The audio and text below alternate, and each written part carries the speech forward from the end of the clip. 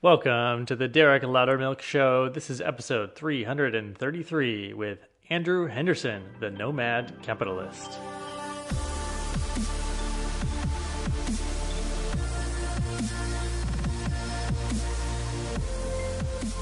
Andrew Henderson is our guest today. He's the founder and creator of Nomad Capitalist, and he helps 7 and 8 figure entrepreneurs go where they're treated best. And Andrew and I used to speak at some of the same events back when I was a full-time digital nomad. We've been keeping track of each other over the years, and he's been getting a lot of attention and press recently because people are thinking about, should I leave my country? Should I have a plan B? Should I, in case the shit hits the fan, how do I need to prepare financially? How do I need to prepare in terms of citizenship and what I'm going to be doing for a living and all of these things? And he has been creating some really amazing content. He has over 2,000 blog posts and 1,000 free videos over on YouTube and on his blog that he has created to help people have multiple citizenships, passports, investments around the world, houses, so you can always have a place to go. And he really helps people optimize their life, their taxes, their financial abundance, feeling safe, and getting the things you want, living in the places you want to live so you have access to the beaches, to the mountains, to dating, to culture, whatever it may be. And in particular, shifting your mindset to think like a nomad capitalist, to think like someone who can go and live anywhere in the world, and that there's not necessarily one place that's best for everything, but you get to pick and choose what's going to suit your needs if you're single or a couple or a family or any of these things. It was really great having Andrew on the show today because it felt like we were having an intimate conversation, and he was able to reveal some things. We got a couple scoops in this episode, things that he's never talked about publicly in terms of his work, his creative process. And really, I hope this interview teaches you how to think like a nomad capitalist, like somebody that has their cake and eat it too. Somebody that has a win-win-win across the board and really can pick and choose from the best the world has to offer and is not bound by the constraints of where you're born or your home language or any of these things. So without further ado, here is Andrew Henderson. Andrew Henderson, welcome to the podcast. Hey, great. So great to be with you. And where are you joining us from today? Because we've been sort of playing. You've been in touch for the last 6 months, and you've been bouncing around from Malaysia. You were in the Balkans for a while, and now you're in Colombia. Yeah, so I'm in Bogota, Colombia, and it's been an interesting, of course, year for everybody. Last March, I tried this thing where I take a week off every once in a while. It's the worst thing I ever did. And I went to Myanmar. I didn't take the laptop. I was totally disconnected. And in the middle of this, I'm getting messages. Malaysia's going to shut down. You better come back. And so I dropped everything. I came back. I made it the last day before they closed down. And we spent about 6 or 7 months in Malaysia. And quite frankly, after everything ended, it was pretty nice. They had about 6 weeks, got a lot of stuff done inside, and then they pretty much reopened things, and we had a really nice time while everyone else was sweating it. And then I left in early October to go to Belgrade, spent 3 months with our team. We've been growing it's our biggest team in the world there. And then right after New Year's, came here to Bogota and picking some stuff up. So great place to be. Yeah, and do you have a house in each of those places? I have a house. Yeah, this has been my thing. I spent years staying in hotels. I'm like Marriott, Lifetime, whatever, super platinum, and after a while, you kind of notice, and not to be a whiner, but if you spent like 1,500 nights in hotels, like, they all talk the same way and like certain things just don't work. And so I'm like, what I'm going to do? I'm just going to invest in having homes. And so I'm renovating the home in Belgrade. I wasn't living there for those 3 months. We finished renovating in Bogota and in Kuala Lumpur in anticipation of our growing. I had a bachelor pad, and now as a married man, I had to get a bigger place for the future growth. And so now so they say, my wife was saying, if you can survive a renovation, they tell, married couples, this, I guess. If you can survive a renovation, you'll never get divorced. I think we've survived like 4 at one time. So it's, Oh my gosh. I think we'll be together for life. My wife and I just, our friend repainted the kitchen for us and just deciding on a paint color. Whew, You really, yeah, well, I think I have this thing where she is rather deferential to me on the paint colors and things like that. So it's nice. Oh, there you go. Yeah. So whoever cares more, right, gets to decide. Well, perhaps. So because you've been traveling the world for many years as a single person, and then now you're married, what's the difference you've noticed? Well, I haven't really noticed a difference. I mean, I think it's a great experience. I mean, certainly, the idea of traveling the world, and I've been in Bogota many times before. I've been in Medellin in Colombia, and people think, oh wow, the single guy, it's fantastic, and it can be, and you remember that. But um, there's also times when you wish you had somebody around, and so I think it's nice to have that. What I've noticed from her perspective, and I tell this now, the great experience I have is we work with couples and families, and I get to now understand the perspective of twice now we've spent 3 months in a hotel suite or hotel suites at different places, and it's not her favorite thing to do. And I've kind of got used to it. I don't love the hotel experience, but I have like a hotel in a couple places that I can tolerate. And um, she doesn't. She likes the home atmosphere. And so one thing I've been telling people is if you're making a lot of money in crypto or in business or whatever, invest in your lifestyle. Because we were just out this afternoon. We're shopping for like vases, and I like this much more than she does, honestly. We're shopping for throws and pillows and stuff like that. And for me, walking into a space that I've designed, even though it may not be a huge space. I'm not living in mansions here, but walking into something that you designed where everything is perfect. Some of these Airbnbs, these hotels, they're very sparsely decorated. And I feel if you're a successful person, having a perfect environment is very productive. Sure, absolutely. Yeah, I have a friend who insists, she tells me the psychology of how your space will make you more Yeah. productive and all of these things. Yeah, totally.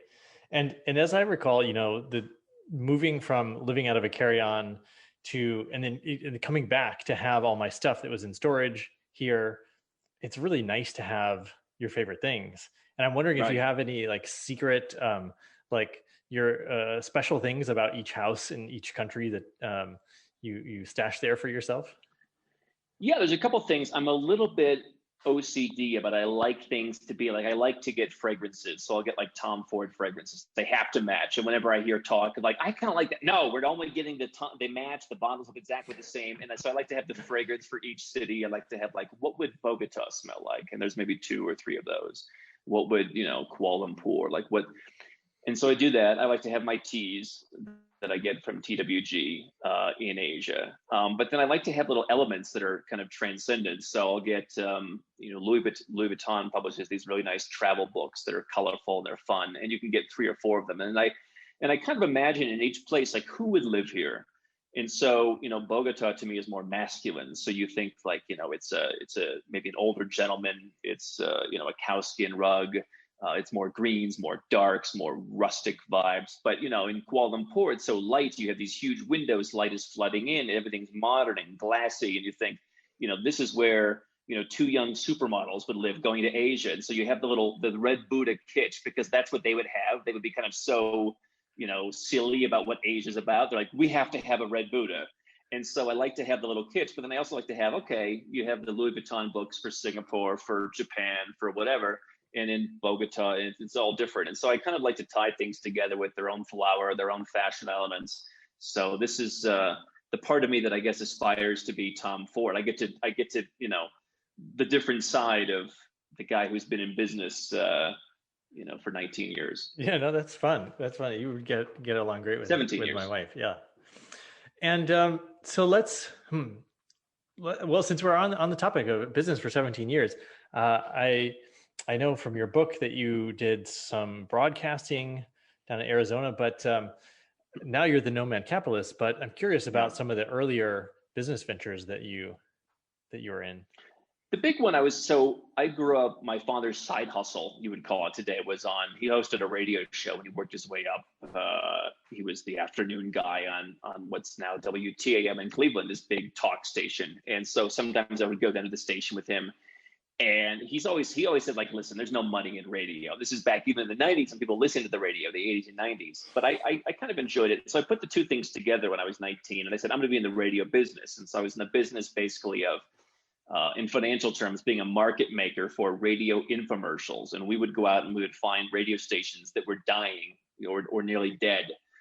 AM stations, the stations, as you would call it, closest to the glove compartment on the old car radios. It'd be like 1600, 1570, that kind of thing. And, these flea watt AM radio stations that were struggling to survive. And I'd say, listen, sell us 10 hours a week, and we'll put on some, the Gold Show or the Colin Cleanse Show, and you'll actually be able to survive and scratch out a living and keep your message on the air. And so we did that, and we ended up working with, some Fortune 50 clients, some pretty big direct marketers. And so what that allowed me to do was be towards the end on autopilot, where I started investing in other stuff. I guess one of the more successful things was a swimming pool cleaning business, because I bought a house, and like anyone who wants to get any kind of service, even in the United States, I look back now, you call 20 guys and nobody comes over to clean your pool. And I said, you know what, F it. I'm going to go out and pay $16,250. There's a guy who does repairs, but he picked up 20 swimming pools from people that he doesn't want, but they're all really close together, and he'll train me. So I hired a guy who wanted a part-time job. The guy trained him, and we just kind of acquired the businesses. We used the marketing experience, and we built it up to one of the largest companies in Arizona for pools. And then I sold it about a year and a half later. So there was that. I helped a guy start an insurance company. That was my father's main business, was in the financial services. It wasn't for me, but I kind of just handed it over to my friend. Did some stuff with cars. So just, was looking for kind of Shark Tank-like investments, but eventually exited radio, exited pools, kind of left the other stuff kind of drip away or handed it over. But Nomad has been the most exciting thing, because I think it's been the thing that people really want, where people come to you and say, every year more than the last, I need a second passport. I want to reduce my taxes. My country is falling apart. And I think this last year has been really interesting in that regard. And when did you become the nomad capitalist? When did that sort of become your identity?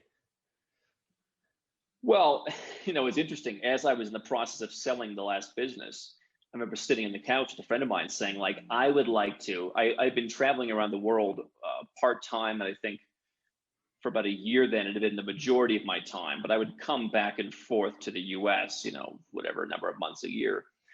And I was saying, all right, I'm going to be done with all my businesses. I'm going to have a pile of cash. I'm going to go full-time traveling. I'm going to start in Asia. Then I'm going to go to Eastern Europe. I'm going to kind of spend a month in each of these places, build a network, meet bankers and entrepreneurs and what have you. And I said, maybe I can turn this into, like, I'll be Jim Rogers or something. I'll be a media creature. And I said, what would you call it? And I just kind of thought nomad capitalist. And I just remember typing into the domain search bar, and it was open, and I just kind of adopted that. And so as I started to travel, I just blogged about my experiences. Hey, I met an attorney in the Philippines today. This is possible. And, stuff I already knew. And it just kind of, snowballed. Yeah. And Andrew, the reason I wanted to have you on was because I'm seeing, my YouTube feed is full of influencers and billionaires leaving California. People are leaving Texas and migrating within the United States. But there's also the bigger picture of people being like, I have to leave my country for political reasons or censorship or any of these things. And so I was assuming that your business would be doing great, because everybody would be sort of like searching for what you do. So maybe you could just talk about that. People are moving within the States, but maybe they should be considering going out of their country or out of the US. Well, so I was on Fox Business recently, and she asked me, she said, yeah, everyone's leaving California. Why wouldn't you just go to Florida? I said, listen, my 5 magic words are go where you're treated best. I didn't say go where it's a little bit better, like a wee little bit better, right? And so people say, the taxes in California are killing me. And I kind of think, remember back in like 2008 when oil prices went through the roof? And I remember people who lived in LA. I was out in maybe 2007. I was out in LA for 6 months working on one of my first radio projects. And people were saying, we can't drive from LA east to Big Bear for 2 hours, that uses 10 gallons of gas. because gas is $4 a gallon instead of $3 a gallon. It's like it's an extra like 18 bucks. Like you're hard up for 18 bucks. It's like, but it feels so much more because you see $4 a gallon. You see California wants a wealth tax. You see they want 16.5% income tax. But here's the reality. If you're an entrepreneur and you're paying, top federal rate, you're paying California rate, you're paying self-employment tax, maybe in California you're paying 52%. You move to Florida, now it's 43%. What's the big difference? You still have a business partner taking 43 out of every $100 and contributing basically nothing, right? And shaming you in the process, by the way. Now, it's not even like, hey, thanks for your contribution. They send you a Christmas card. They literally take a crap on you now. Like the entire political class, you're the enemy. And so, yeah, I mean, a lot of people have been calling us partially because of tax. Even Americans, people think, the United States taxes worldwide income, no matter where you live. That's correct, but you can still use the foreign earned income exclusion. You can still use corporate structures. You can still use, it's more difficult the last couple of years, but you can still reduce your tax rate dramatically. You can still move to Puerto Rico and almost abolish your tax rate. And so there's a lot of different options. And I just think, if your goal is fewer regulations, less taxes, don't just make a little bit of an improvement. Go all the way. It's like Jerry Seinfeld used to do that thing like, why isn't the plane just flying as fast as it can possibly go? It's like, if you're moving, just move. You're leaving the kids' school. All those things that you say why we can't leave California, you're doing it to go to Amarillo. You might as well take it all the way. Yeah, I'd love to hear maybe, and I know we'll tease out some of your own experience, but maybe just an example of somebody who maybe was thinking of moving within the States and then actually just left the country and sort of. Yeah, well, I had a guy I'm talking to today, actually. We're working on his plan. He's a crypto guy. I've got a lot of cryptocurrency guys right now. And so that's the thing. If you're an American, capital gains are an issue. You cannot simply say, I don't live here anymore. You've got to have a more complex strategy than that. And so, he was thinking, should I move somewhere else because I don't like California? And he was thinking of moving to Utah.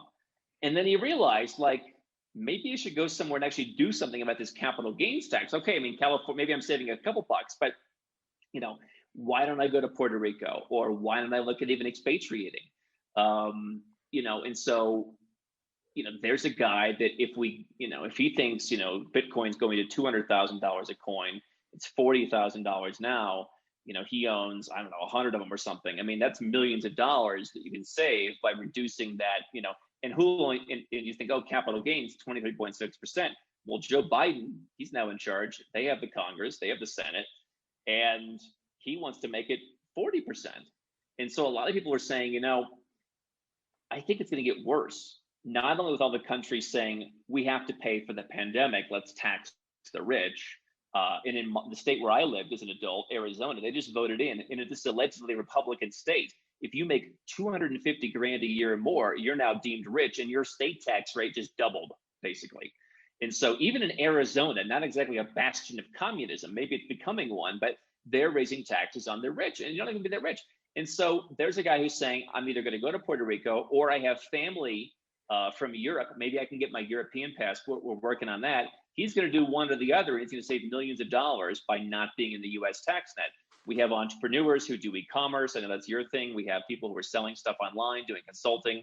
And, they're just saying, I think they're seeing what I've been talking about for years, and it's finally making sense, because I think that in 2020, people really saw the breakdown of society in a lot of places. They saw that the government doesn't care about them. We just saw recently how the US and Canada are both going to potentially turn people away, their own citizens, if they're COVID positive. Australia won't let their own citizens leave. People who got stranded at the beginning of this thing, you think, my embassy will rescue me. No, they didn't. And I think people really realized, like, the government's not there to help you. They're just taking my money and wasting it on a bunch of stuff. And why not just go where I'm treated best? Yeah, I remember, I think my first sort of tax bill ever, and wanting to sort of stipulate, like, please do not buy more bombs, do good things with this. And you really, isn't that the worst one? The first one is the worst one. The first, yeah, and so actually, generally, I'm still sort of insulated from that. I have most my tax bills reduced by expenses keep reinvesting in the business, and Yeah. um, but I also see that it's coming. Like if I I make too much money, then I'll just have to give it away. And so I just had a guy, pardon me, I just had a guy who did that, and he's hired us three different times. And first time 3 years ago, he was building a company. It wasn't profitable. He just sold it for about $400 million. And so, sure, he wasn't profitable. I had another couple right now. That's their business. Just finished with them. They build up unprofitable tech companies and sell them. It's like, yeah, a lot of people have not only income tax problems but capital gains tax problems. And the guy with the $400 million problem, had he moved a lot sooner, he could have mitigated that tax bill by tens of millions of dollars. You imagine in your 40s investing tens of millions of dollars in extra money. Okay, you have $400 million. You're doing all right, but I mean, imagine it's like generational wealth. It's giving. It's so many things. yeah, and I think it was sort of a leap for me and even people to sort of see me being a digital nomad and just traveling for so long, and most people are still in this sort of I'm going to take a vacation once a year kind of mindset. To renounce your citizenship, I think, is a bigger step that most people would never even know is possible. Could you say what it was like, maybe, to when you finally decided to renounce your U.S. citizenship? Yeah, so for years I traveled, and then full time traveled, and later lived as I do now outside of the United States, and a little over 3 years ago decided to formally expatriate, renounce my U.S. citizenship. And I have to say, by the way, they were extremely nice. People think like they're going to be really nasty. I guess sometimes they are, but they were super nice to me. And I realized, I said, you know, I'm a pretty conservative guy. I'm a pretty libertarian guy, I guess. Obviously, I think that taxes should be as low as possible. Government should be as small as possible. Maybe socially more liberal. But I said, America first, Donald Trump. I, Tax cuts, all for it, whatever. I said America first. I mean, like, as if this is a country that goes in and they like break up other countries. Believe me, I don't. This is not a country that's last in the world, okay? But so many people, because their jobs went to other countries, that this, I think we were talking about Vietnam and other places in Asia. These places deserve a middle class too, and so as a result, the U.S. isn't as competitive anymore. People actually have to deliver value rather than just being born in the right place. And so now, a lot of people are angry. They think, oh, America's not first anymore. And so Trump comes in, America first. And I said, this is not going to be good for people like me, because you saw what he said from the beginning, and you saw what the Tax Cuts and Jobs Act actually did, which was, if you're a guy overseas and you're keeping your money overseas, which was the law since 1986, they're going to apply a one-time retroactive tax on all that money. And, I just basically said, before that happened, I said, this America first is not going to work. I said, the country's going in the wrong way. I said, you have politicians who want all kinds. I mean, they're calling for the heads of people who are entrepreneurs. And it can't get any better. My father and I talked about this in the 1990s when I was a teenager. He said, there's always a rise and fall of empires, and he says this empire that we live in may be good now, but he says in 20 years it won't be the place for you if you want to be successful. And he was right. And he said, go where you're treated best. It was he made up the five magic words, and I just realized, I said, I don't want to stick around.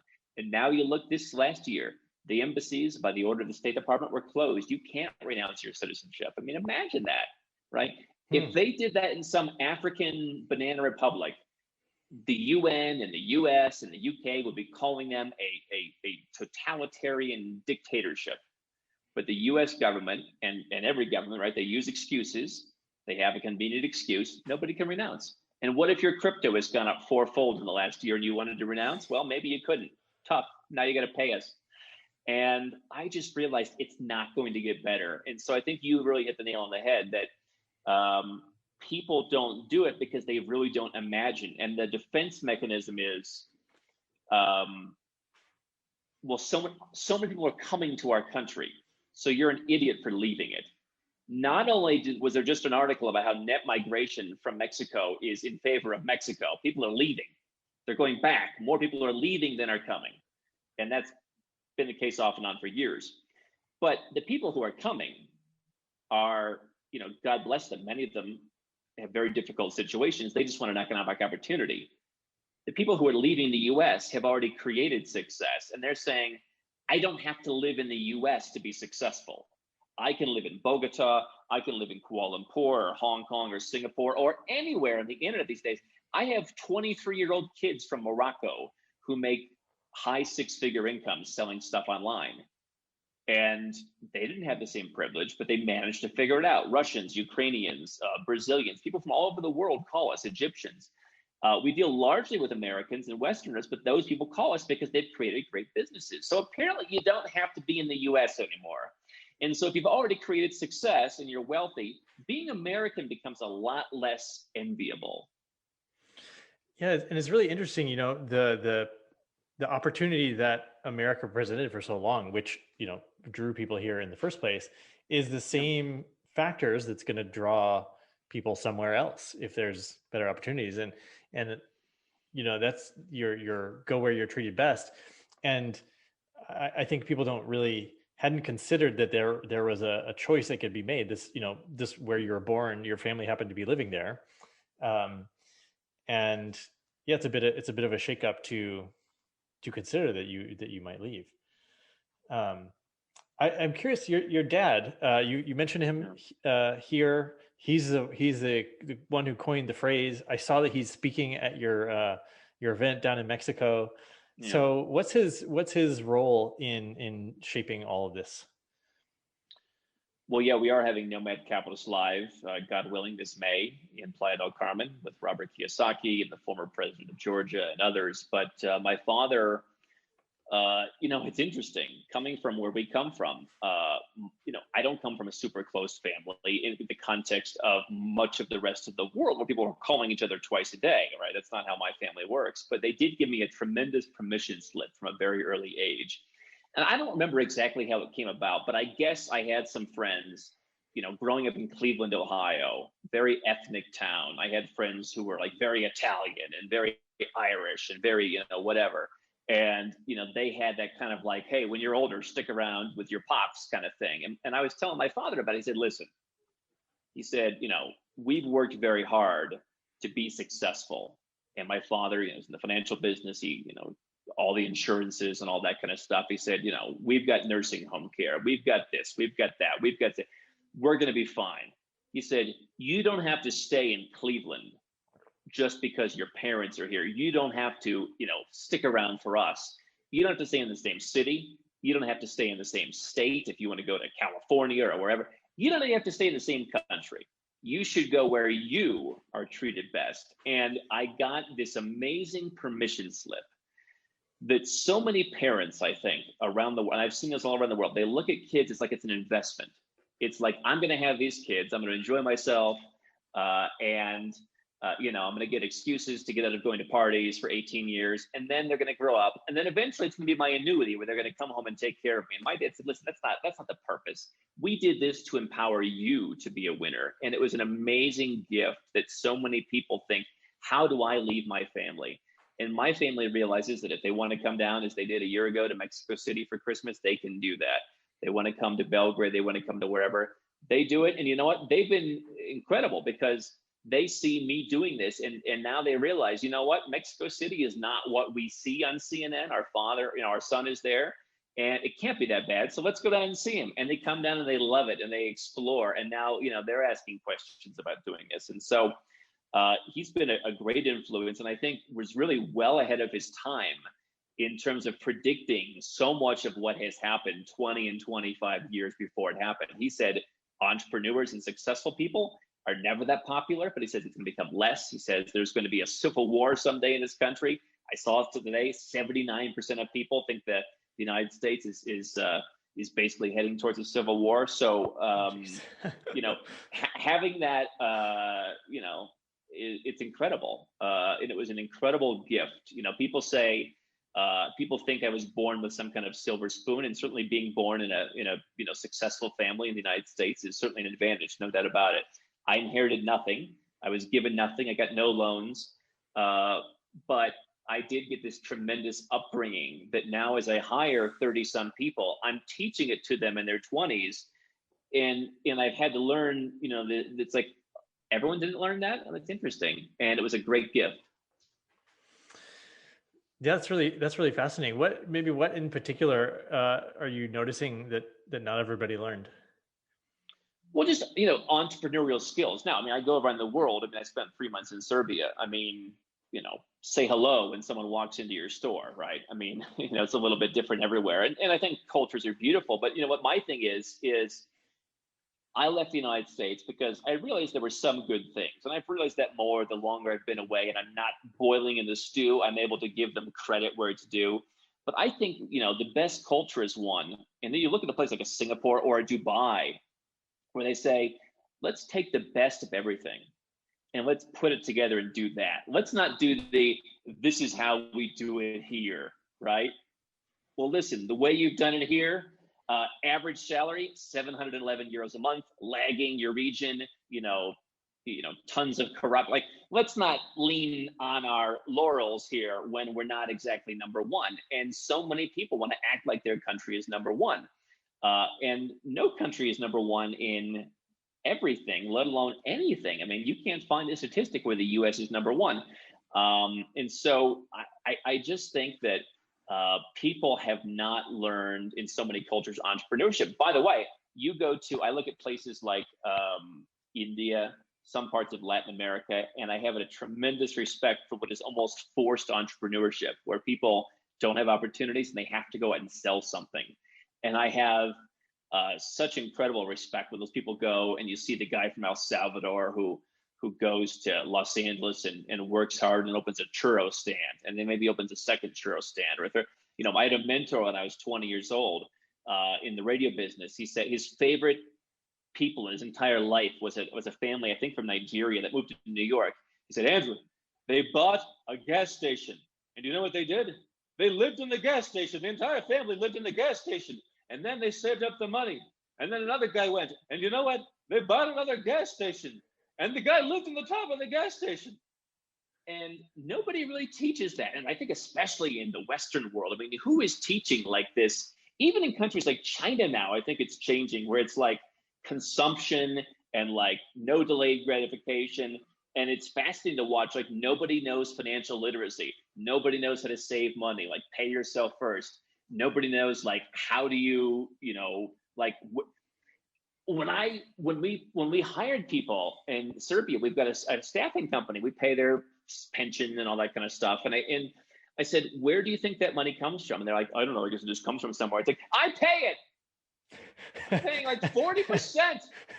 Okay, we're getting a tax break for the next 2 years because of COVID. But I'm like, you get like $2,000. I'm paying almost $3,000, or I'm paying maybe for the next 2 years it's 2,500. They're just like, I don't know. I just thought it came from somewhere. It's like nobody knows how economics work, which is why, I mean, how much, like, the U.S. government printed like 25% of all the U.S. dollars ever last year. Nobody knows about it. Yeah, I'm thinking of as you're talking about these skills, the kids in the markets, and they've got some little trick to grab your attention, or they know exactly how to address you, or they like change their accents based on who they're talking to, and they've done all this meticulous testing and experimenting to, make a couple extra dollars through their marketing efforts, and they're like, they've really got their marketing dialed so much more than. By the way, I got to be honest, Derek. Being 14 years old and understanding some of macroeconomics, not a way to impress the ladies in 8th grade. It's not what I would recommend. It's good. That's a good point. So let's geopolitics, macroeconomics. Since you are, you're keeping track of the news of, all the governments and their taxes and the citizenship and everything. Have you noticed? I guess I'd love to just sort of get your observations about the state of sort of geopolitics in the world. Take that and run with it however you want. Well, in what regard, perhaps? Well, I'm always interested. I think one of the reasons America is the best, or why it's had such success, is because of its sort of geography. We have Sure. great transportation and rivers, and we're sort of isolated by the oceans. Nobody can invade us really with a physical force, and we have plenty of rainfall, so there's not deserts everywhere. So there's all these things that sort of naturally make it wealthy, and that sort of lends to, I think, the sort of economics that we've experienced. But now we're sort of transcending necessarily this just the physical. So Singapore doesn't have nearly that same raw materials and things to build wealth, but they're doing phenomenally well. So that's perhaps that's just one lens that I look through. But Yeah. yeah, I'm just curious because there's all you're living in places all different cultures.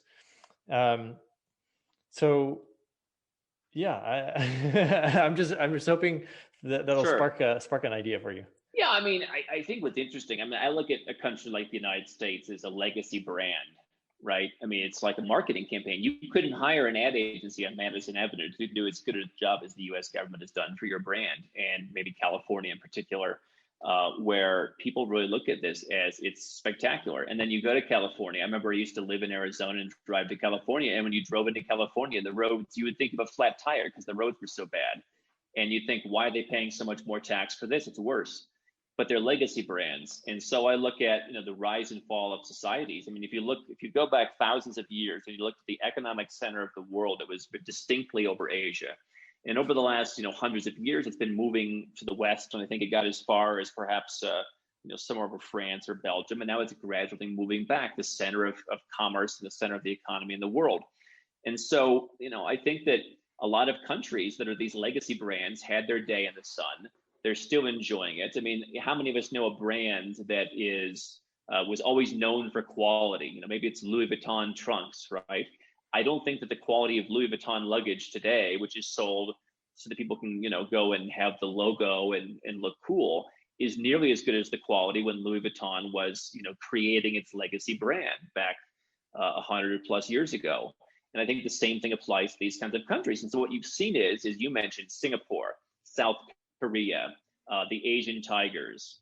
They have decided we're going to be successful, and they've created something tremendous. I mean, even look at China. I mean, it's a communist country, but they decided in 1979 to create this special economic zone in Shenzhen on the border with Hong Kong, and look at what it's become. I mean, it's like anything you've ever seen.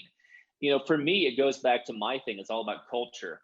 And being a Midwestern American Protestant, I mean, I always say that my family and my culture's motto is winter is coming.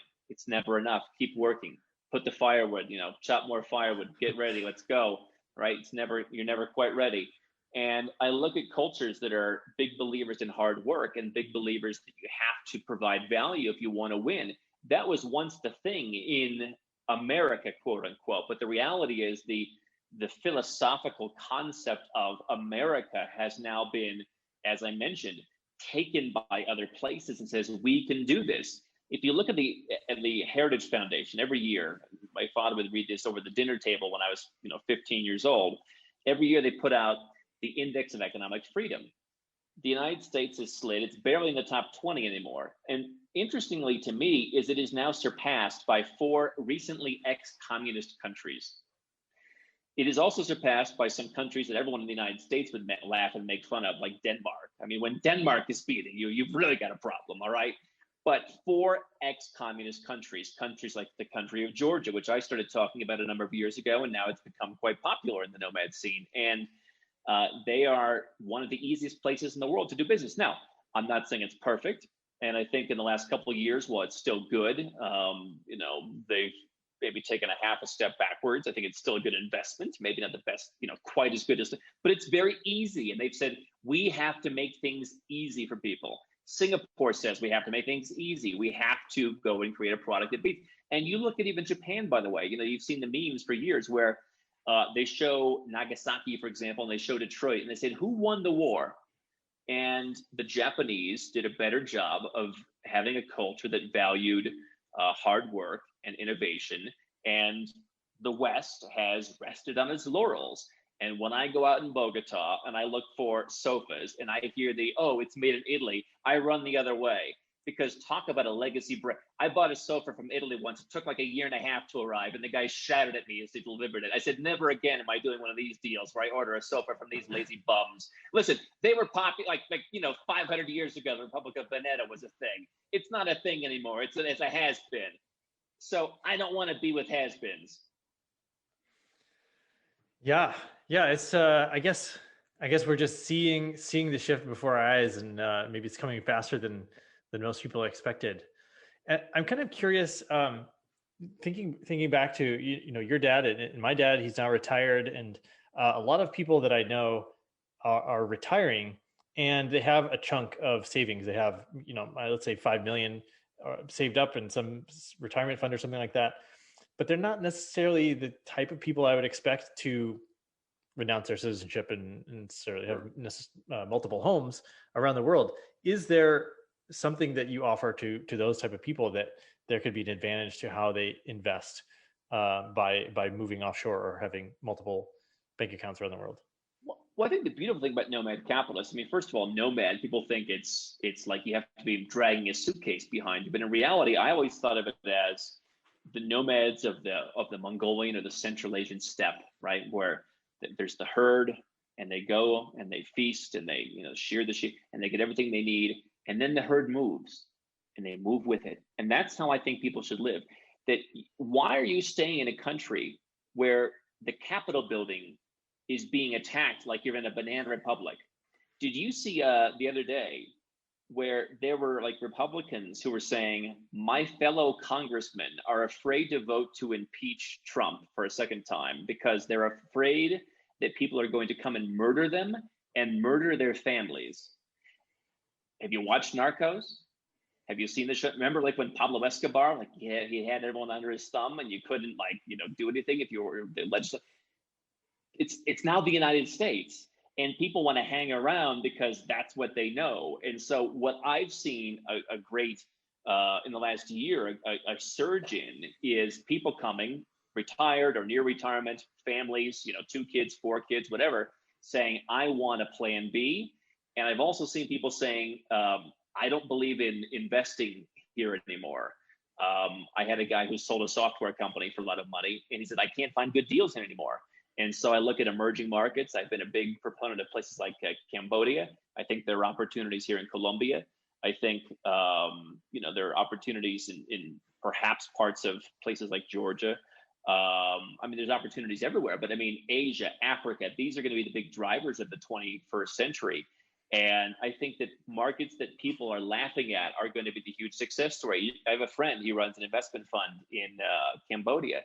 And I believe, like, if not every dollar, almost every dollar of rent was paid this year. There was no, you don't have to pay. There was no, work from home, but you can't work for, it was just like every dollar was collected. And the value of the fund, the properties went up, money was collected. You can't say that I have landlords. I had a guy who's a landlord in New York. He's dying. And so I look at that. I look at investment opportunities somewhere else. Sometimes you can invest. I think there are actually some underpriced opportunities in a place like Istanbul. You can get a passport. I mean, a lot of Americans might not think they want a Turkish passport, but you can get a passport just for investing. And so what other people have said is, my country is not what I remember it to be. I want to have a second option. It's like the old Chinese motto. You have some gold bars and a second set of papers and a swift boat down by the harbor. If you need to get out because times are getting tough, you need a second citizenship. You need some cash. You need to know you've got something somewhere else. So that could be gold vaulted overseas. It could be a bank account overseas. It could be moving part of your business overseas and just diversifying. If you have a company and hiring people overseas in places where it's more affordable, people are more interested in working. It could be having a second passport, maybe a second residence where you at least know you can go and live, right? When everything hits the fan during the pandemic or the next thing to happen, you have a place to go. And I think that's easier if you own a home, because when you know where you're going and you can imagine, like, that's our home, it's easier to go there than just, I'm a citizen of St. Lucia and I have no idea what it looks like because I did this whole process in 6 months through FedEx. But I think you've seen people looking to invest outside of the US, and especially looking to get a second citizenship, a safe haven where they can go. People who never want to leave unless they have to and they don't care about taxes. I think you mentioned Jim Rogers earlier, and he has this fantastic story of his around the world trips and investing. Like he was the first person to buy stock in some of these African countries, and now here you're talking about investing in Istanbul and Cambodia and stuff. So maybe it's a little different than he did it, but there's still, it seems like a wide opportunity for markets where investing where there's blood in the streets, or investing where people are laughing at it. And you do some tours of these properties. I've seen some of your YouTube videos where you're like, here's what the real Yeah. estate looks like in these places. Where have you enjoyed investing the most? Well, I mean, I think that Cambodia has probably been one of the biggest winners. I've done some good deals in Georgia. Certainly, Georgian prices have gone up a lot. I took some time off from investing, but right now I've actually been doing a lot of investing, not directly, but through funds and things in places like India. I think Indonesia offers a lot of opportunity. I mean, I'm looking for pretty much anywhere that people laugh at. Now, I think that culture again is very important, and so if your country is communist, I mean, I'm not investing in Bolivia. However, you look at a place like Colombia, again, not perfect, but if you look at the ratings, it is pretty much the second freest economy in South America, next to Chile, which is going downhill. They've suffered what I call the visa waiver curse, where once you can travel visa free to the United States, you're too rich, and then you just start descending into socialism and taking people's stuff. And I was there last year and walking through tear gas, and it was crazy. But um, you know, people laugh at Colombia because they watch Narcos. They laugh at Turkey. Have you been to Turkey? People like to talk about buying when there's blood in the streets. Have you seen the Turkish lira recently? I mean, it's by the way, the U.S. dollar has been doing so terribly in the latter half since the latter half of 2020. Even the Turkish lira is appreciating now against the U.S. dollar. You had a great opportunity in early 2020 when everyone was freaking out and moving into dollars to get some great deals around the world. But um, I just think that it all comes down to psychology. We all want to think we're born in the best place. In many of our countries, governments reinforce that. And I think that when you mentioned that the U.S. geopolitically was isolated, and that's their military advantage, I also think it's their economic disadvantage in a sense, in that Australia is the same way. You see an American or an Australian compared to someone from the UK, or someone from a culture that has immigration, like Ireland, like Armenia. I mean, these people, they're so much more aware of what's going on, and they go and find the great deals. And these people who are in countries where they're so isolated, I think it's hard for them to be open to that. And so I think that you probably find a lot more people in Germany who would be open to investing in Turkey, um, realizing, hey, 20 million people in a culture that actually has children, with an economy that has been pushing and doing a great job of creating a manufacturing economy that has been, you know, outperforming China for mid-tier, services that competes, with Italy on the high level, China on the low level. They're doing a great job in this kind of, middle-priced washing machines and all that kind of stuff. I mean, is that in the long run going to be a bad investment? If you're buying in great areas where people are secular and there's a certain dollarized value to economy to property, whatever the lira may be. To me, that's a deal. And you have to buy when there's blood in the streets. You have to get a little blood on your hands. that's a that's a You can't that's a you good. can't just sit back in your lily white gloves. I saw a guy on social media today saying like, I say don't stay and fight. Just go where you're treated best. The country's descending into chaos. Listen, I'm the anti JFK. Ask what your country can do for you. You've paid them a lot of money. That's their job. They're supposed to be working for you, and they're not doing anything. So if your country is not working for you and they're causing chaos and you've got a problem, you shouldn't stay and fight for the country, because what are you going to do? You're going to take on the U.S. military? These guys, these tough guys, they're like the fake tough guys. I got my guns in my garage. Great, I'm sure the U.S. military with their tanks and their helicopter. I'm sure you'll be a very formidable match for them. So but he said, listen, everyone wants to be a tough guy. The guy in social media said everyone wants to be a tough guy, but no one wants to throw the first rock. They all want to sit back and type on Twitter how they're a tough guy. Listen, just go where you're treated best. You don't need to steep in anger in your own country. You can go out and find a world of opportunities, from investing to dating to whatever you want. Yeah, I love that, and it's important. What you mentioned, the psychology of, someone explained this to me the other day. Like they say, you should buy low and sell high, and but Yeah. that do what other people aren't doing, or buy when people are scared. And he said, who people are. They're you, Yeah. so you should buy when you're scared. And it almost, Right. because you're part of the people. And there's almost sort of that same, um, perhaps it does feel risky, and it's the first time you invest in another country. I'm sure Yeah, sure. would feel this huge unknown thing. Actually, maybe you could talk about what was the first thing What, major do, investment or do, purchase you, you did? do you know what else feels risky when you do it the first time? Having sex. No one's clinging to their virginity at 52 years old because they don't listen. You get in there, you do it, and you get over it. And you know, I don't remember my very first deal, but I remember an early deal, and I was buying a property in Tbilisi, Georgia, and we negotiated it down. I had a lawyer. Always a good idea to find a lawyer in these countries because they really they know a whole network of people and all that. And so we negotiated this down to $22,000, like this little space, and it was a cash deal. People, can I get a mortgage on this? I mean, when I say cash, I mean like really cash. And I remember talking to the lawyer, and I said, like you mean I'm going to go take cash to the bank? He said, yeah. And I'm like, and then what? He's like, well, then you're going to walk to the closing table at the notary office. And I said, well, what if something happens? Now, Georgia is one of like the 5 safest countries in the world. You could walk around, you could be a woman walking around, naked at 3 in the morning, and you'd be fine. But he said, like, Andrew, no, this is no problem. Don't worry, you will go with my partner. He is my friend. He is black belt in karate. If someone comes, cha cha cha. And and we walked like I don't know half a mile or something to up this street in Old Town Tbilisi. We went to the notary, and the deal went down beautifully, and we all signed, and I own the property.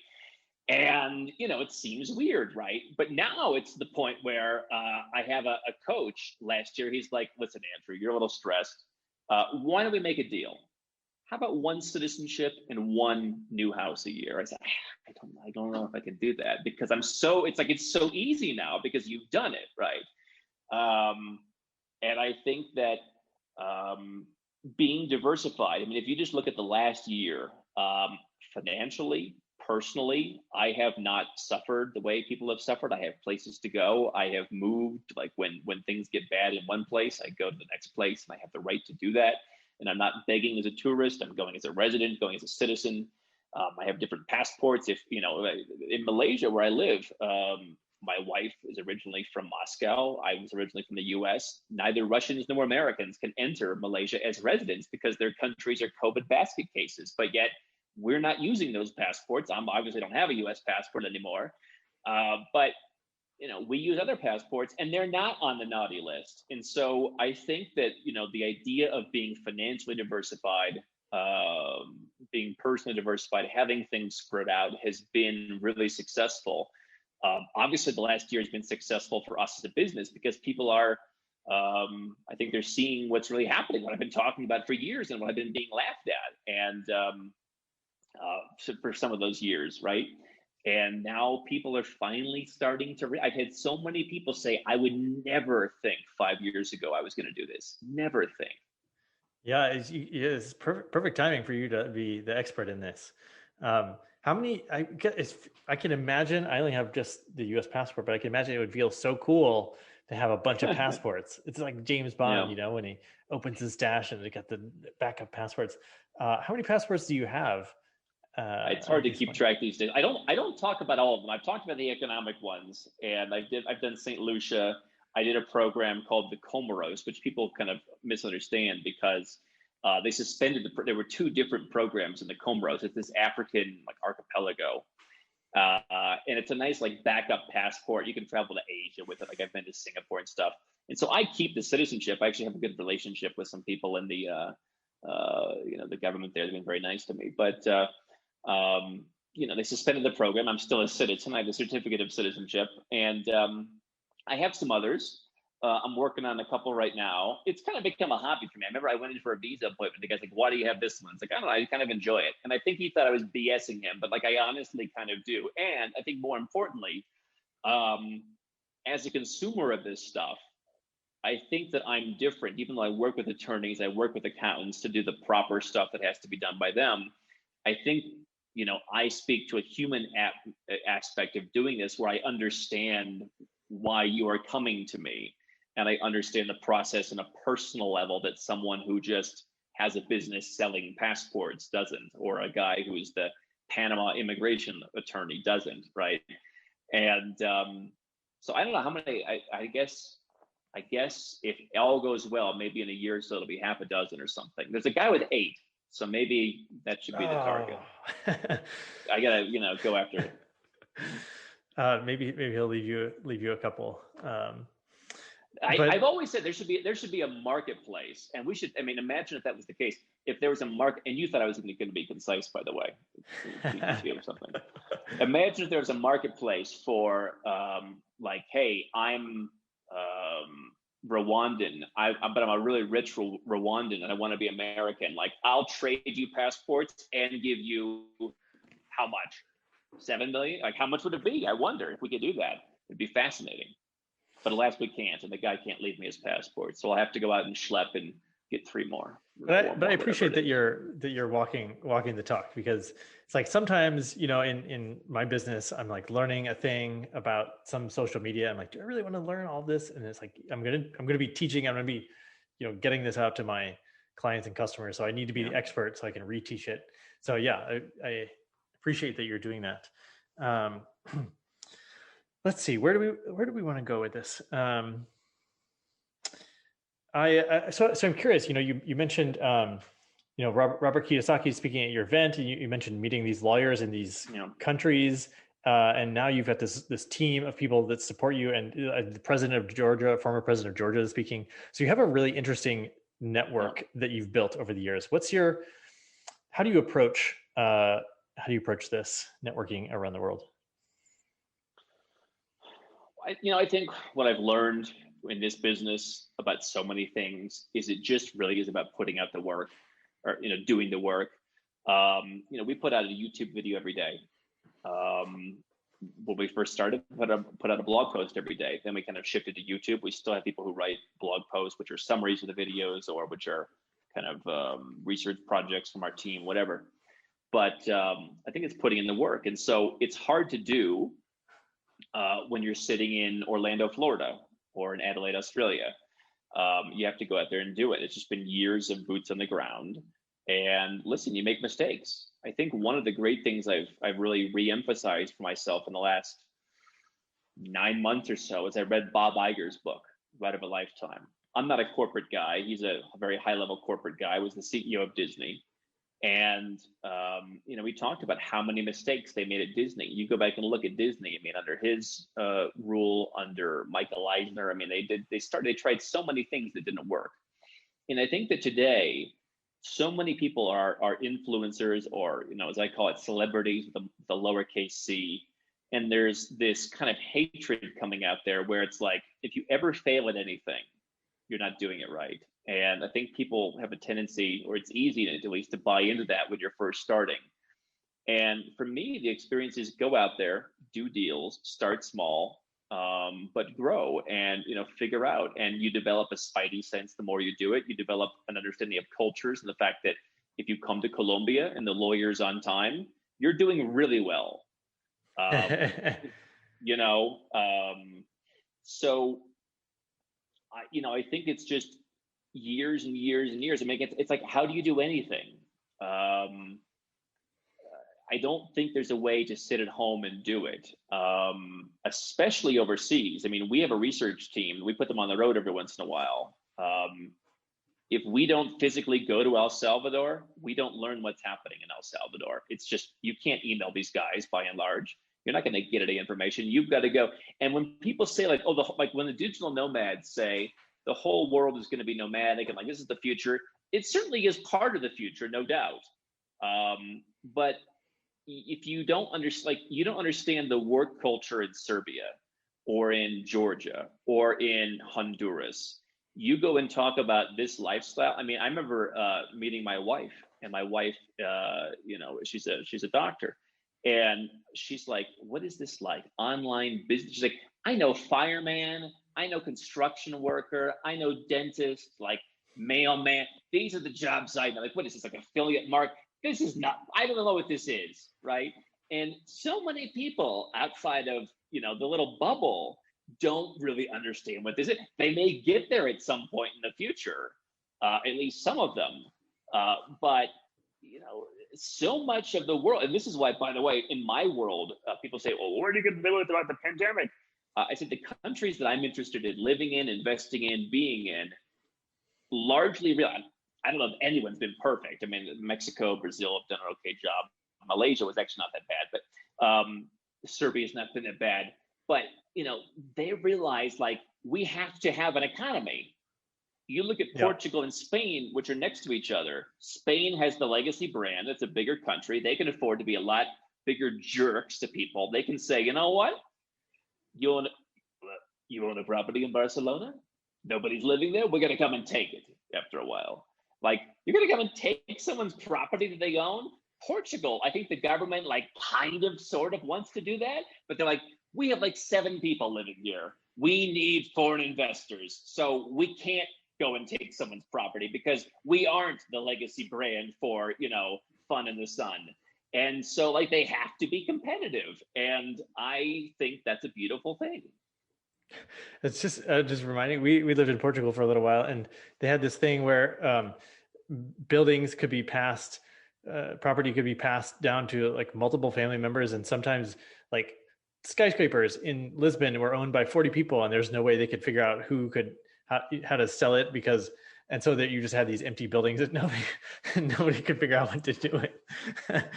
um, hmm.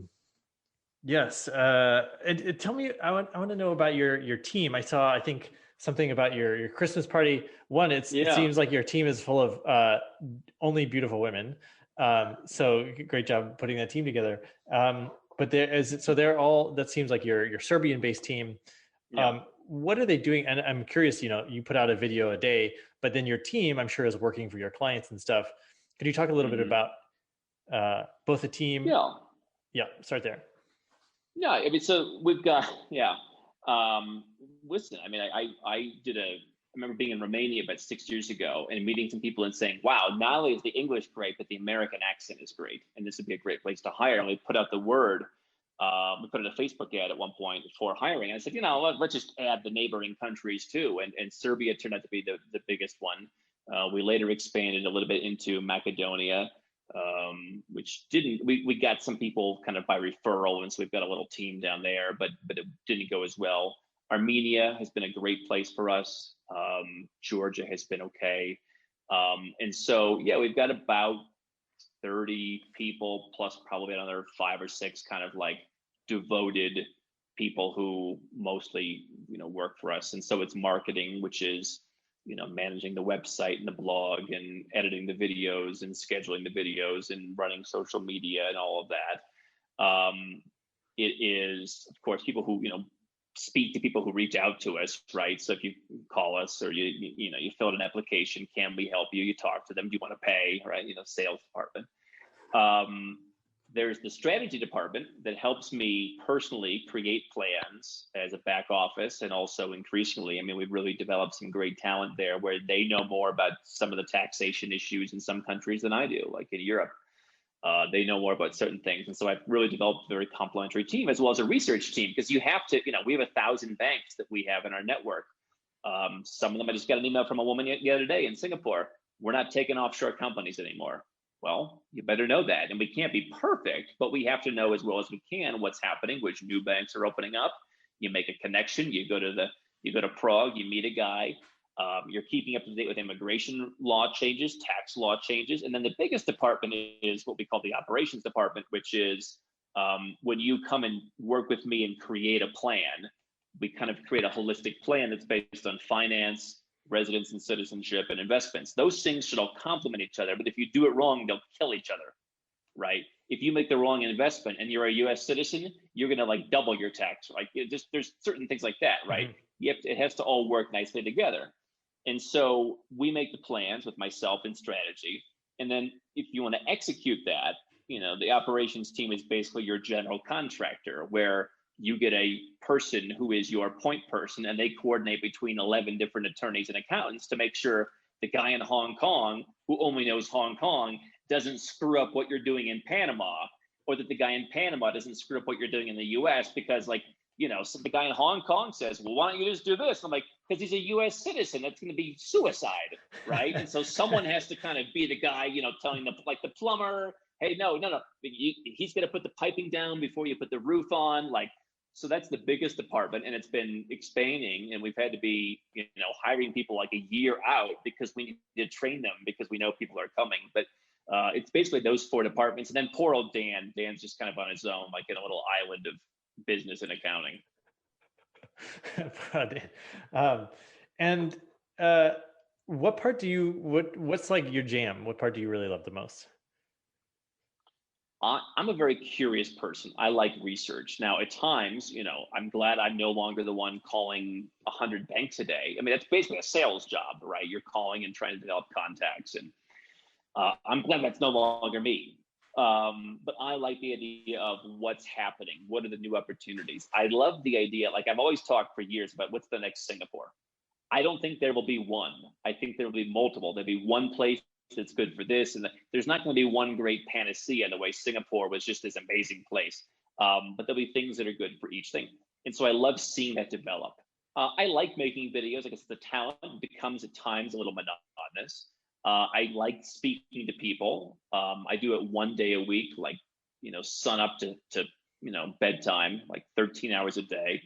Um, and I think as an entrepreneur, you also just like strategizing where you're going. It's been really a beautiful thing, and it's something I'm very proud of. To go back to your earlier comment of seeing people on the team, Jovana Bakovic, who works, she helps people, get the intake process, and she started working with us, I don't know, 4 years ago. She was really, pretty young, and she thought I was full of crap when she first she told me, literally, this guy doesn't know what he's talking about. And one of the proudest moments was like seeing each time that she or someone else realized, like, yeah, you know what, this guy, he may be a little rough around the edges at times, or he may have a kind of a different approach to some people, or but I can see why now, right? And now they're more aggressive than I am in protecting the brand and making sure we bring in the right people, and they're more particular than I am at making sure we have the right lawyers and all that. And so I think also mentoring people and seeing people who want to be mentored, because when you're first starting in business, you probably hire some of the wrong people and you accept that for too long. And so being able to have the wisdom to hire the right people who want to be mentored and seeing that has also been fantastic. Yeah, Hope that's a that answered great. the question. No, that's wonderful. That's a great feeling. When you're creating videos, do you batch them? Do you record a whole bunch of YouTube videos at once to do a video a day? You are going to be breaking news, because this is a question I think nobody has known. People have speculated for years, so I want people to pay attention. This is you're breaking a big scoop here. Woo! Yeah. So during the pandemic, when the peak of it, when the videographer couldn't get to me, fortunately, I had a photographer friend who convinced me to buy this beautiful Leica camera. And so Mrs. H, my wife, she was learning. She's always liked photography. She learned like from he's like telling her like through the phone, like how to make videos, and she's made beautiful videos. And so we would do them at home, and it became a little bit lazier because it'd be like, I don't know, let's make five. I'm in the mood for five right now. You'd spend an hour, you'd do it.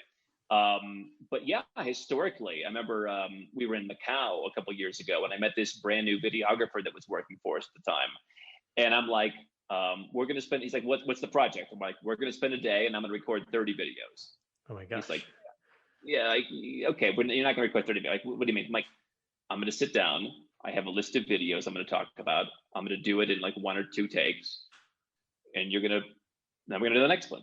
He's like, it's impossible. I'm like, okay, well, just come and watch. And we did like, 28 or 29 videos. We started at like 9 in the morning and we finished at, 7 at night. And we did something like 29 videos. More recently, I've kind of, because we have a guy who's more or less full time with us, I've started doing it like half days. Like, let's do 2 to 8 at night and we'll do, like 16 or 17 or something. But, you know, That's incredible. How do you work from? So your videos are 10 minutes long ish, and you've got a punchy little lead in, and then you talk about it. Is it off the cuff once you decide the topic of the video, or how are you preparing? yeah, I'll take some notes. I think that, I mean, Jerry Seinfeld, again, to talk about Jerry Seinfeld, talks about how like anything I do is material. And so I'll walk around, I'll be taking notes on a scratch pad or on a phone or something. I've been like 80 years old since I was born. So I'm still using like scratch pads and pens. I'm not like, like a phone. I'm like, in the pandemic, when they're like, can you scan the QR code to come into the store? I'm like, I have no idea how that works. You just give me the thing, I'll write down my name and phone number. And I'm writing down notes for videos. And yeah, I'll have a couple bullet points or something. I try and make it relatively tight. I also think that if it's too tight, then you're losing the spirit. Sometimes I think there are some people who they just want like only the facts. Like, what's the best country to incorporate offshore? Like, they don't want any nuance. This is like, Tajikistan. All right, great. Off I go. And they don't understand perhaps that like everyone has a different story. But I think that for me, I mean, 80% of doing this is being in the right mindset. And so I try and put that into each of the videos. And I think that being somewhat off the cuff is helpful, where you have a couple things you want to discuss from a strategic point of view. But again, I mean, you can talk all you want about St. Lucia's citizenship and you can travel visa free to 137 countries. But like, I want to tell you about the time that I went to Singapore and I was in the really long line. And they're like, all right, you go over here and you go over here. And then you stand up and the guy's like, where's this from? I don't know. And like, what happens next? Like, to me, that's the story. And by the way, what happens next is they stamped it and on I went. But, I think people want to hear that because they want a sense of comfort. They want to know, like, how is this going to apply to my life? I don't want to know like the sales pitch bullet points, like, and so I think being off the cuff has worked very well. Yeah, no, I was assuming what a little I knew. I asked you earlier about being in the broadcast industry that maybe you had some journalism training or something like that. But also, if you've done thousands of videos, and My training is dropping out of, or maybe failing. I forget, either dropping out or failing out of a party school. But certainly being around a father and a grandfather who were in public speaking, I suppose, was helpful. yeah, I feel like we've covered a lot of stuff, and you've, just like you do on YouTube, you've dropped a lot of your own journey along the way. And I'd love to, if there's anything we haven't touched on or that I haven't asked you about that you think is important, feel free to just. Yeah, I mean, I think that for me, I'm a lifelong entrepreneur. I don't know what it's like to work. I mean, I've had little summer jobs in high school, working at restaurants and stuff. But I don't know what it's like to have like a real corporate job. I don't know what it's like to really go to university. I certainly don't know what it's like to work for a government or a bureaucracy. And so I just kind of have, to a certain extent, my own little bubble of entrepreneurship, and that's what I know. And what is that bubble? Especially, where I come from. And this is one of the things I teach people on my team. They'll be like, what people say around the world that I have to kind of beat out of them is, well, I tried my best. Nobody in the business world cares that you put in an effort. Try your worst if you want. If you get the desired result, that's what we're looking for. And I think that when it comes to the nomad capitalist stuff, again, it's finance. It's how do you lower your taxes? How do you protect your money? It's residence and citizenship. How do you live in places that serve you well? How do you make sure you're protected from just one country? It's investments. How do you maximize the money you have? Um, if you, it's so easy to make excuses. It's so easy to say, oh, you know what people say in the US, I'll leave when it gets bad enough. I don't know, but I was reading Time magazine in the year 2000 in high school, and I think over the last 20 years, the problems that people were talking about then and the problems they're talking about now are markedly worse. I mean, we had Edward Snowden, we've had recessions, we've had near depressions, we've had, I mean, how many different things, like we have, like the capital is literally under siege now in the country. Um, like, how bad does it have to get? And I think it's so easy, as in any walk of life that's not entrepreneurial, to make an excuse to say, I'll do it tomorrow. And I think, I mean, by the way, I fully respect you if you decide living in California is the best thing and you refuse to acknowledge that there are any other beaches or any other girls in bikinis or any other nice restaurants anywhere in the world. You're wrong, but you're entitled to think that way. And I don't blame you for going where you want to go. But I think if you want to go where you're treated best, you have to really make an effort to divest yourself of really the propaganda that comes with living in one place, especially if that place is isolated, especially if your friends haven't traveled and you're just kind of in this bubble.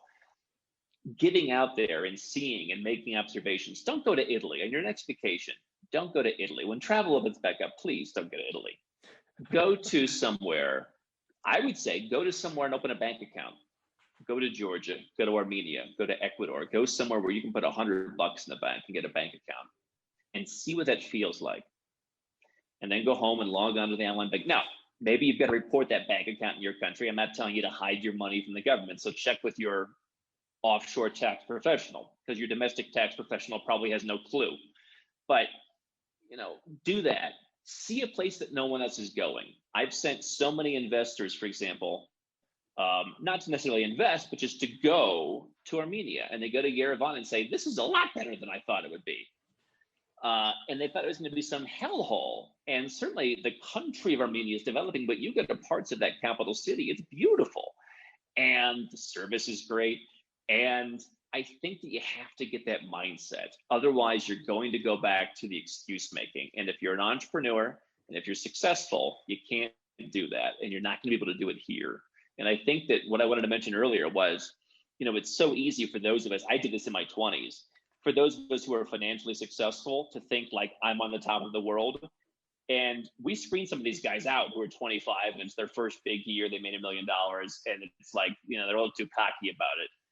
And just because you're good, I did the same thing. Just because you're good at one thing doesn't mean you're the expert at everything. And I think that, thinking that somehow you've hit the jackpot in everything is not a good way to think. There's always things to improve. And I think getting out there and seeing it will open up your mind to the fact that you can do what we're talking about, whether it's one thing or the whole lot of things we've talked about. Yeah, and that's really great advice. Just put $100 in and see how it feels. Which would be, just yeah, you can't know until you actually go out there and experience it for yourself. So, Andrew, it's been great having you on. Really was looking forward to this, and it's been great chatting with you. Please point people to where they can find you online, where they can learn more about what you do.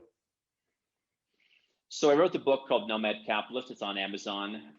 It's not a how-to guide because everyone's situation is going to be different, but it is a lot more stories. It's a lot more ideas. It's a lot more suggestions. It might be the suggestion for you, or it might be the beginning of something. It's a great 275-page, compilation. Costs about $10, and you can get it on Kindle or on paperback. We have a YouTube channel it's called Nomad Capitalist. And on our website, nomadcapitalist.com, we've got close to 2,000 articles, and that's where you can also find about how we work, our services. It's very boutique, rather premium kind of service for high-level entrepreneurs and investors who want a hands-on experience. And you can click and you can find out how that works. You can answer some questions and get in touch with us. And I think I would always suggest someone starts with, learning, because if you just come in cold, if you just I'm just going to call this guy. There's certain cultures where it's like, in South Asia, they just look for the phone number and just call. It's not going to work, especially because I'm not just telling you to get a second passport. I'm telling you to look at an entirely new way of thinking. Read the book, watch as many of the videos as you can. If you prefer to read the blog posts. And then if you like what it is, then, we have a service. We work with this year, probably 135 people or so. And that's what it is. Yeah, fantastic. And it's also just a great example for anybody who's learning about marketing. And you say, like, we help 7 and 8 figure entrepreneurs go where they're treated best. And it's just a very clear, and you say we're a boutique service, so it's very clear who you're serving, but your material and the way of thinking is applicable Sure. to so many people. So yeah, just really appreciate what you're doing. The massive amount of research and work and experience that has gone into to all of this. I think it's going to help a lot of people. So thanks for doing it. I appreciate that, and I love it. Especially we get, I'm an 18-year-old, I'm a 22-year-old. I kind of wonder if some of these people's parents like hate me because they want them to go to school. Like, you've got to go to school and become a cardiologist, and then the guys in the jungles of Myanmar, like looking for to start an ice cream stand or something. But it really, as an entrepreneur, most people are not entrepreneurial, and it really makes me proud that people are looking at doing this stuff and realizing that just because you're born someplace, you don't have to stay there. But I appreciate it. Well, I also want to point out just one thing I noticed what you're saying, and for the listener to highlight, when you're talking about the entrepreneurial, you have to go out there and do things, and there's a, what are you going to be 100% responsible for? And you're talking about trying your worst or trying your best, what matters is that you get something done. And there's this element of the agency and power I have to go out there and finish something, to do something, to get it out in the world, which is just, yeah, it's so important. Absolutely. Yeah. Amazing, Andrew. Thanks. Yeah, thanks for joining, and we'll talk soon. You're one of the great interviewers. Honestly, we've been so open. This has been fantastic. I appreciate it.